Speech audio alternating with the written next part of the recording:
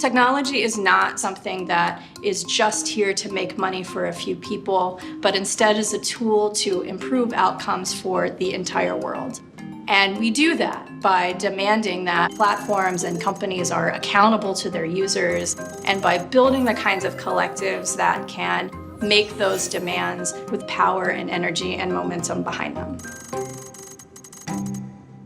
So when we co-founded Coworker.org, Jess Kutch and I were coming from the traditional trade union movement, and we're both really inspired by what we saw as workers using popular technology tools like Facebook, like writing letters to Gawker, like creating microsites or going onto Twitter forums to try and do what we saw as workplace organizing. We wanted to provide direct support to groups of employees who were working to negotiate with their employers and their companies around their working conditions. So we created very simple technology that just made it possible for workers to be able to run a campaign around a specific issue and to start to build their own digital community of like-minded coworkers. Unlike many labor advocacy organizations, we, the staff of the organization, don't decide what's important for workers. We don't decide what the big campaign is for the year. We really create a place for workers to decide that themselves. An example of that is the proliferation of what we just call the dress code campaigns.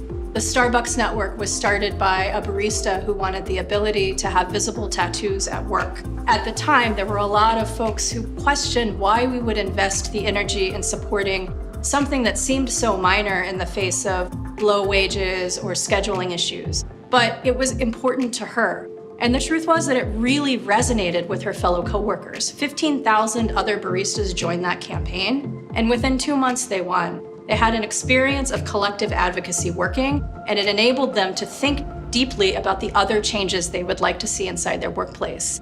And what that campaign also did was it inspired a number of other workers at a number of other places to start their own campaigns. And it's that kind of thinking that we want to support inside the organization.